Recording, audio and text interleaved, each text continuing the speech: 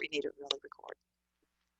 Okay, so I'm going to repeat that. This is our department meeting for Humanities and Fine Arts on August 28th. We are 2 weeks in. I feel like on the Apollo 13. We're checking in, remotely. We have survived a launch. Yeah. Pretty traumatic. There were flames all around us. Begin terraforming the planet soon. Yeah, it was pretty traumatic. There you go. Lived to tell about it. Now, hopefully, we've settled into some kind of orbit until we reach our final destination. All right, well, we're out on these little satellites roaming the Earth and trying to stay connected to home base, wherever that is. Right? And then we go to our docking stations and find out that they're gross or they're, just as lonely as being at home. I don't know, just all kinds of bizarro things. And all the ways we docked in before don't work, and we had to do all new stuff, and it was just not fair. We got launched out there and they changed everything on us, but we made it. We're alive. I'm still sweeping up the last of straggling attendance issues, believe it or not, with things that, yeah. Are y'all having students added to your class? I had a student who was added to my art appreciation class yesterday.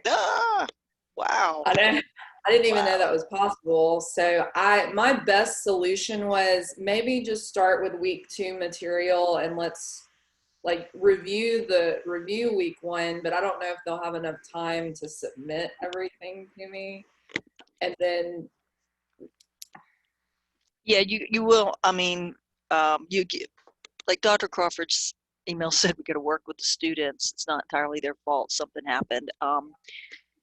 And yeah, you just have to make the call, and this is part of number 1, our check-in, with what's going on and how we can help each other.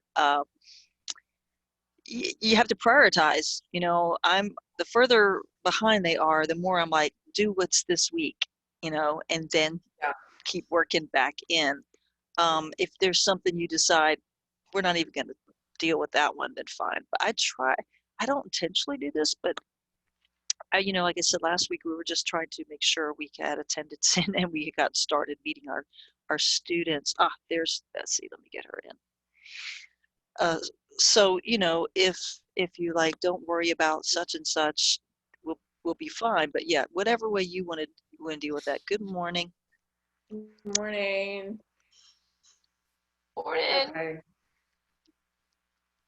I can't hear you. We can't hear you yet. We can't hear you yet. We're not, I don't know, where's this old chat in here? There it is. Okay. Your mic's off, or it was. Hi, Bessie. We can't hear you. Please check your computer audio. Okay. All right, so on my list, of course, is just open-ended too, in the check-in, questions like that, Lynette, as we're floating out here in space and trying to find how to make everything work. That's my analogy for the day. I just feel like we're this is, I've never been No, that's a really good analogy. I agree. We're kind of like astronauts right now trying to just make it work. Yeah, and everything changed on us. I had a concern, and I have just started to bring it up, and I want to pass it on to you and get your input as well. And that is that this isn't a check-in, but some issues that may be with everybody. My Surface Pro has started to act up recently, where it took me almost 10 minutes to kind of get my mouse to work for, docking into either this, portable keyboard, for lack of a better word, and a little flip, or my docking station in my office computer. And it's not an internet issue. And it's very concerning when you've got the start class, or you've got the, because it is our classroom and it is our office. you know, because we take it with us and it has everything in there. And as a department chair, I can only access things like the L drive, the Banner Argo system, as little as I could do with it, through my Surface Pro. You know, it's the only thing I have. I have a backup desktop at home, which I can't bring to work, and it doesn't have all my files. It doesn't have L drive, whatever.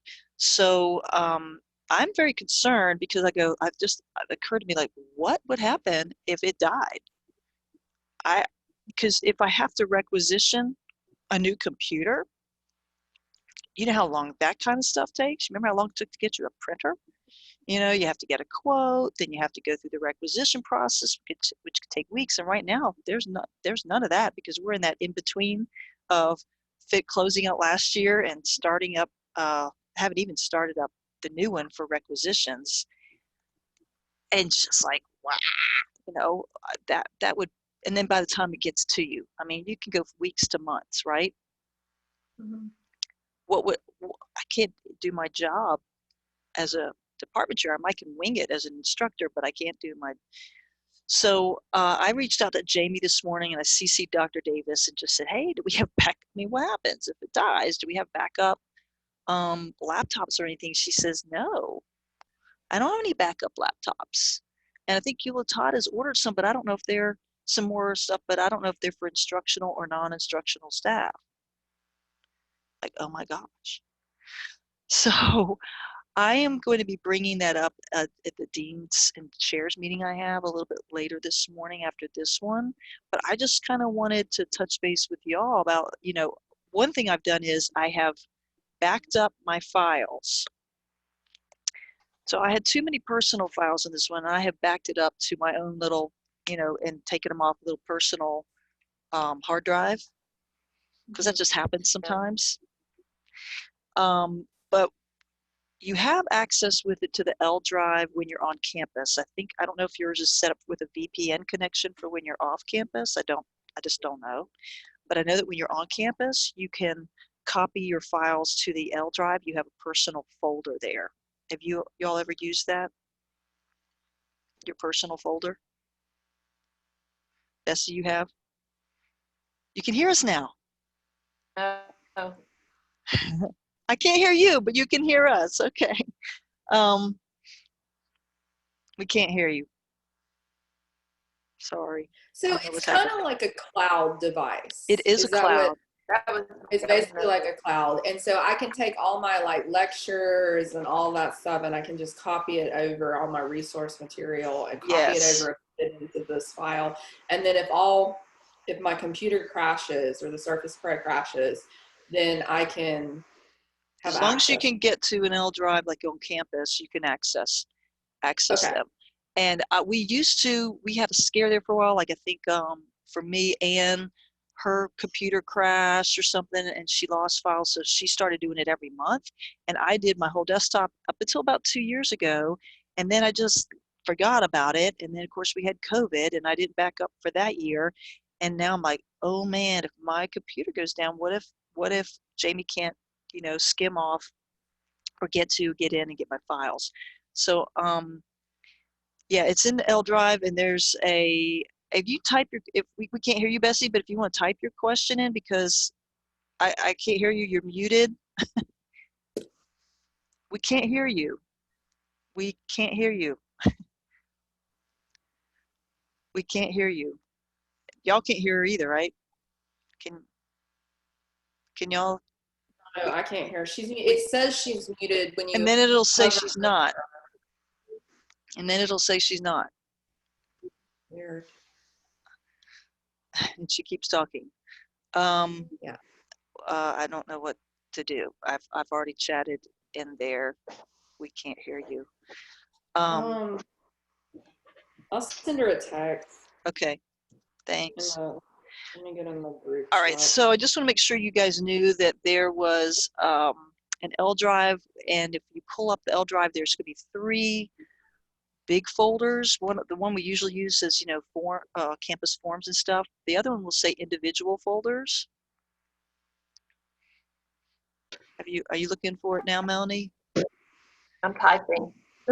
Yeah. I can't I'll, if I don't stay on the Word doc, I will not get all the notes. Gotcha. So, Gotcha. That's right. Okay. all So right. So L. yeah, there's on the L drive, there's a place for, it says individual folders. And if you look there, you'll see an alphabetical listing. So you look for your last, the letter of your last name. You click on it, like I go to the D folder, and when I look, my name will be on a folder, and that's my personal individual folder in their massive storage that I can put all my stuff on.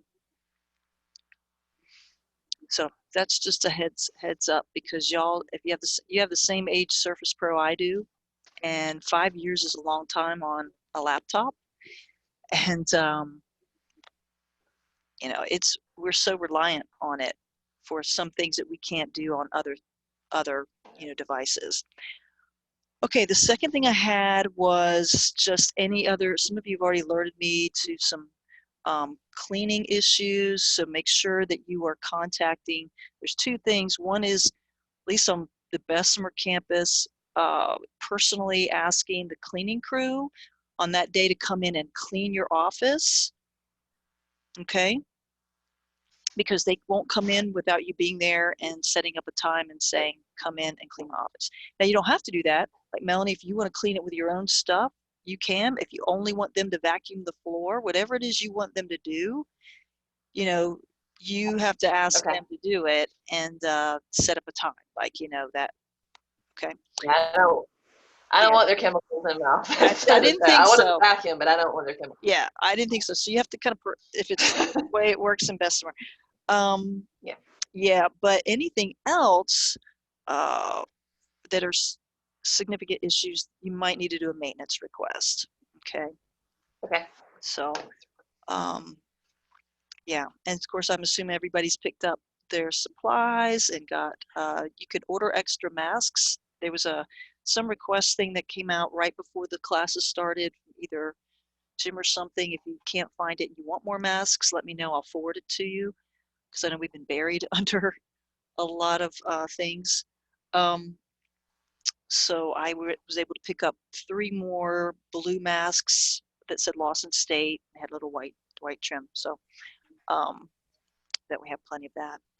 Okay, that was the 2 things on my list as far as just general check-in. Lynette had a question. Does anybody else have anything that they want to bring to our team? Have you all started using Respondus for quizzes yet? Okay. I have in the past. For this semester, I know it's just early. No, I didn't want to add any. Well, I've already started kind of getting them in the Respondus mindset, and there is definitely going to be technical issues with some of the students, hardcore. And last night I probably stayed up till like 8 with them on emails. That's why I haven't done it. Well, it was like, let's just get it over with. Yeah. I know I messaged Melanie going, do they have to pay for this? Because I had one student send me a screenshot of it asking them to pay for it. And I was like, I don't even know what you've done. Like, I don't even know. One thing too, Internet Explorer does not work with Respondus. So if any of your students are using the browser of Internet Explorer, it does not work. Their security system does not work at all. And another thing I've had to tell the students over and over again is enable pop-up, like make sure your pop-ups. Mm-hmm. That's one of those big things. And as much as I've tried to figure out how to make Chromebook work, there's nothing I can do. The only thing I've seen on Respondus is if you go to the advanced selection, you can click on iPads. Yeah. But I don't think that's for Chrome. I don't think it works for Chromebook. It doesn't. So I just had to do the biggest hassle for the summer was a student who was online who was not able to take her midterm or her final, but did not let me know what the issue was until we came up on the final. Her computer, she tried her Chromebook, which I'd already put in out there, was not going to be compatible. And I didn't know it was compatible with Respondus. I just knew it wasn't with ProctorU. Okay. Heads up. And then the she tried, I guess, a family member's work computer. Well, they won't allow that stuff to be installed on a company computer, right? So she was out of options, and I'm like, well, find some other computer, right? She ended up, y'all, in Dr. Pruitt's office this past week. Me having to strip everything off, let him be the proctor, and watch her take it. And then one time I had to email him the essay test because and and get it by email. It was the worst, and that was just so she could pass the class, because in online half of your stuff has to be proctored, and I don't know how they're going to do that with virtual. We haven't really crossed that bridge, so that's I need to find out about that from the That's another thing. I'm really sorry about that happening to you. That's a lot. it was pretty awful for the student as well, but Yeah. well, I am not familiar with the ProctorU process right. yet. And I know with art history, I need to use ProctorU. And I think I kind of want to incorporate it in art appreciation too, somehow. Yeah. But definitely with art history. So is there training videos? Tell All me right. what I need to Well, do. we're going to come back to that. I'm going to put that on the thing to follow up on, okay, instead of dealing with today, because I really need to ask Dr. Davis if ProctorU access has been acquired for all of our classes, because in the past it was only for the traditionally online. Okay, so I've got to verify that. And with the notation of we have students using computers that are not compatible. So what do we do about that? And if they're not compatible with ProctorU, they're not compatible with Respondus. That's what I've discovered. It's the same kind of issue. I have tried just the lockdown browser feature, but you can also add a web monitor feature as well. And yes, you do have to enable the iPad, advanced settings. So there hasn't been any real training on that. And then we have people who are teaching online who aren't even e-college trained and certified. So that means they don't know anything about ProctorU, and it would be expected in that class setting. So you are not alone in that issue, and I'm glad you brought it up, because I'm going to put that on my list of questions for the meeting today, okay? Because typically we need to set those up about 2 to 3 weeks in advance of the midterm and then in advance of the final. Okay, so that's about like week five or so. So we're not far away, but we have time to get the information that we need. Okay, so that's on my list. And yeah, I did that last time. I real quickly did a practice test with Respondus to see who my students were that were going to have the problems before I assigned something that had a real problem. Then it didn't make any difference. I did a quiz and just said, try it. If you're having issues, let me know, and we'll work out another way for you to take it in advance of, because I didn't know how we were going to do department exams at that time. Okay, anything else that I need to find out about and that we can maybe help? Maybe we have a solution, but I will pursue one for that, because we definitely need it. Yeah, so, well, besides in the worst case scenario, all computers fail and ProctorU doesn't work, I don't know. It'll work. We just have to learn how. Melanie and I have both done it. If our satellite goes out, what do we do? Yeah. We're lost in space. Hopefully we'll come back. And MacGyver maybe we won't age. Maybe we won't age, and we'll come back in 30 years. And oh my God, what's the name of that movie? What's the name of that movie? I think there was one called Lost in Space, but what? Yeah. Oh gosh, the Will Maybe Roberts we'll bump into each other. I'm such a sci-fi kid. I mean, Okay. other than that, like getting used to getting them involved. Like I haven't started doing breakout groups yet. Like I was gonna introduce that next week. But like right now I've got maybe two or three people that'll turn the webcam on. They're still they're getting booted, coming back on. And I told them, I was like, if your internet's suffering because of your webcam, it's not mandatory you keep your webcam on, because, there's 20, 25 people that sign on. Right. But getting them all to talk, that's like a whole other.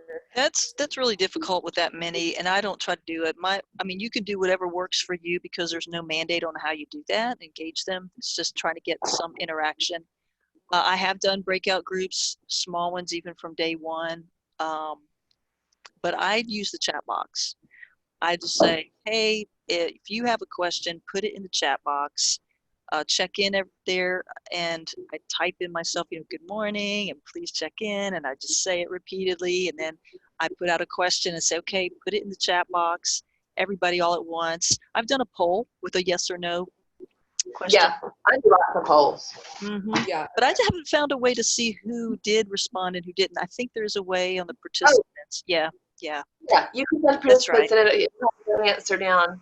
Yeah, that's right. I saw it once. I'm like, forgot to check that. So that's how I go through and determine participation points versus just someone who logged in and I don't know if they're really listening. Especially when we all are done and they're still there, and you say hello, Yeah. so and there's no response. I know, and I still have students that are like, well, I'm at work. I'm just having to listen while I'm at work. And I'm like, I don't know. I cannot get them to understand this is a class that meets. Like, I can't get them to get that. There's nothing you could do about that. If they don't participate or whatever, it's better than not listening at all, I guess. But it's the world we live in. But when they ask the question that you answered more than once during that class, you send them back to that recording. Exactly. Yeah. Same here. They're like, oh, what did you say about? I'm like, you know what? We did talk about that. So watch that part of the recording again. I get that a lot. And I just go back, look, it's recorded. Just go back and watch the part you missed. Sometimes I'll type part of the question into the chat box, and because it does take a few seconds to respond. So yeah. All right. So that kind of slides us into our next, which is really an overlap to the next one, is how we're handling our virtual classes, how they're going, what are some of the challenges, and how we can collaborate on how we, like we just did, how we're dealing with some of these issues. Some we can manage, others we can't control. You cannot make someone not listen in from work, but you can evaluate and assess their level of participation and engagement by the things that you do, the questions or the whatever. Because of that very nature of the video, I have not asked my students yet to be on video because it does slow down their connection, and some of them already are dropping out. I do ask them to turn their mics on when they're in breakout groups, and I check into every single group and go, okay, I don't see any mics on. Who's talking? How are y'all communicating? And do you have any questions every single time before? And then chat me, put in the chat box when your group is ready with, done with your little task. Anything else you guys want to ask about or share, get some help from the team or anybody else? Suggestions for how you're dealing with this? I don't know that it's a problem or anything that needs to be solved, but I've got office hours are normal on locator cards, but I'm really working at night a lot. And not face to face, but I mean interacting, jumping in collaborate, because I have my computer set up in a corner of my kitchen because that's sort of my control center. So I hear it when it dings an email, and I'll go check it. And if it's somebody stressed out, I feel like we need to deal with it then if I can. So I do, and I'll end up sitting here and working. So, I mean, boundaries. I'm there with you. Yeah, but I would rather handle it then when they're really stressed out if I know. And I honestly, I can't go do something else if I know they're stressed out about something right then. So I take care of it. And it's something that I don't have to do the next morning, but it's like we don't really get credit for that. We're still expected to do the daytime when really a lot of them are coming back around at night and working. And I just, the boundaries thing is, that's what I'm worried about. Is we want to meet them where they are. We're trying to make sure that everybody has what they need in this weird floating in space world. How much freedom do we have if we really find that they need office hours from 5 to 7, or more likely for me it would be 7 to 9? That's when I can actually do it, when I'm not feeding people and that sort of thing. I mean, do we just do it? And I don't know. I know exactly what you're talking about. A staff. Okay, so let's there's this sort of trying to find a boundary, okay, that we have to articulate a, because we're expected to with a locator card, because I think there has to be some documentation of when we expect to be working.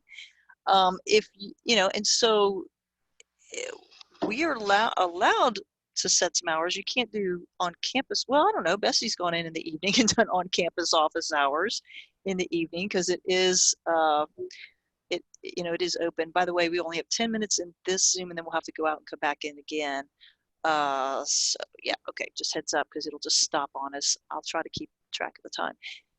So but I know what you're saying. I could set my hours from 8 to 3 and then 7 to 9, but I may or may not need that 7 to 9 every minute, the whole time. Do I just sit there on my computer? And the boundaries are really blurry for virtual teaching. I saw one of the nursing administrators or whatever post in Facebook about how teaching nursing online was 24/7.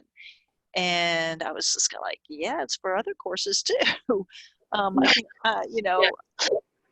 maybe that's because of clinicals. I don't know, but it does feel more like that than in the past. It's always been a little bit like that with online students because they show up whenever they show up. But I am hoping that will ease up. But my experience from the spring to summer is not much, that it would ease up, not much. And that's where we have our ideal office hours. We put them in our locator card. The reality is, I put on mine 7:30 check in on email because I do. Matter of fact, I usually check in before that. Before that, and I just tried to have a reasonable. The days I'm home. Yeah, I mean, but I do. The days I'm home, I start working a lot earlier. I respond to emails from students typically that come in at 7 or 8. If it's something I like, okay, I'll check on it tomorrow, I'll just say that, okay, I'll check on it tomorrow. If it doesn't seem to be a critical right now, issue. If it does, I will stop and try to figure it out, like you. But that's just something you have to decide on yourself because we are not obligated. We're given a range of time for email responses. Hopefully the critical will taper down, and we can say, got it, I'll check on it tomorrow, or Yeah, my question's really not about, I don't mind working at night. What I mind is when I'm being expected to do it during the day and at night. I think I'm asking, can we set some of this time in the evening if that's what's needed and take it off of the day? I think that's what I'm. Yeah, I mean, we all have to work we have to meet our live classes when they're scheduled. But yes, sometimes, I mean, I'm just saying, let's go from one extreme to the other, right? We got to have some kind of boundary. We know we can't, the ones that are clearest are, we have our times we meet with our students live. We're expected to put in so many active hours a week, right? And so while the locator card was, and some of these like come in and work 8 to 4 and take an hour for lunch that doesn't really work well with faculty. That's a staff. That's the problem I'm having. It's like I have to go sit over there from 8 to 4 when I'm not as productive and then work at night. And that makes me kind of a little bit mad. I can't do anything about the come on campus thing. That's just something they're doing, and it doesn't, I don't know. I don't feel any more productive either. And I do come home and have to do some more work. But at least that's only 2 days a week. Right now, that's all I can say is because they are asking us to come in person. But the reality is, I mean, I will say I'm on 12 to 1. Every single time I get emails, I get phone calls, I get, what am I going to do? I'm not going to answer if one of y'all is calling me at 12:15, I'm going to answer the phone, I had a dream. I messaged you at 3 o'clock in the morning. Oh, I won't wake up for that. No. And I woke up going, did I message her at 3 o'clock in the morning? It was like a nightmare. Hey, my daughter-in-law so mad at messaged me at 4:45 a.m. this morning. I did not see it until Like, so, Is she okay? Baby's her okay? grandfather died down in Jackson, and she was headed down. Yeah, her stepdad's daddy. So she was trying to give me heads up about that. But yeah, baby's okay. She's on a little bit of restriction um, for a few more weeks, and then they'll check some things, and hopefully that issue will resolve itself. But yeah. Okay, so I wrote that down too, because then I can bring that up and ask. I know that from Dr. Davis' perspective in the past, there's been flexibility. Like, they were, real more expectant of us being in our office and working. I think if you're familiar with the expression letter of the law versus spirit of the law, Right. I guess I'm kind of wondering where that is there's the these days. letter of the law because we have to have recorded, that we're expected to work 35 hours and whatever. We Yeah. know then the spirit of the law is that we are actually doing our job. That we're responding to emails in a timely way, that we're caring for our students, not just first of all, like there's some issues with it's unbelievable, but actually showing up, and teaching your class, and then grading their papers, right, and maintaining your Blackboard because that's your classroom environment now. And they're more dependent on that than ever before. That's their only way of interacting with our course now is through Blackboard. So there's just a higher level of what has to be maintained there, which is why we built the templates and everything. But there's the reality of sometimes taking care of our students certainly doesn't fall into the 8 to 4. In the past, when we would say, come to my office, these are my on-campus office hours, we would expect a student to try to meet that time period. Now we Zoom or we whatever, right, if we do that. So, you can balance that out. What I've done in the past personally is and this you'll see on my locator card, I didn't even try to say that, I used to do sort of like long days on Monday through Thursday and try to get a half day out of Friday, which always got blown up with meetings I never knew I had till like right then. But now I'm like sort of like streamlining with, okay, here's just a basic framework of 7 hours, but knowing that what if I put in extra time all during the week, then, I'm done early on Friday. I've got my hours in, and sure, listen, department chairs get a lot of late afternoon Friday emails. I'll respond to that. And of course, I'm going to check in with students on the weekend, especially early on when they're still trying to figure things out. But it doesn't help. I mean, like if I know I put my time in, I don't need to put my time in just because my locator card said that was the time, but I do that kind of at the end. And we've done that before with appointments. If you had a doctor's appointment Tuesday morning, then you could either, you don't necessarily have to take sick leave if you can make that up. Maybe you tag that onto another day, or you put it on Friday or something like that. So you have that flexibility there. They just want to know, what is your routine? What is your typical times you're available in the reality that we live in? We know that's kind of blown up. Okay, let me move on to the next. Yeah, okay. So does that help? I mean, I will bring that. That's my understanding, and that's taking in a lot of things. I don't know whether you should, I guess I don't know whether you should bring it up. I guess I'm just asking, are they understanding that we're really working a lot at night because we're in this environment? Yeah. And what's on the door doesn't always reflect exactly, because I might have been up till midnight trying to straighten something out that was brought to my attention that they didn't understand, so I rewrote it. So, And I know that Dr. Davis and other administrators have been working pretty much around the clock. I had a conversation with her the other day. She said they haven't had a day off. They've had vacations since March. I mean, what she described was just brutal. And they're just out. The staff were working through the weekend. That weekend prior to classes started, they were working through the weekend.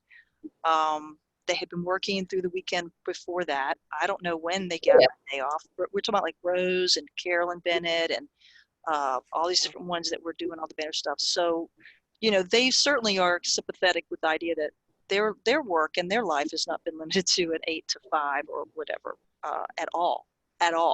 So, at all. Okay, next thing on my list, oh, I got less than a minute. We're about to be bumped out, and I still have a couple things we needed to talk about. So I am going to go ahead and end the meeting and then restart if y'all go with that. Okay, see you in a minute.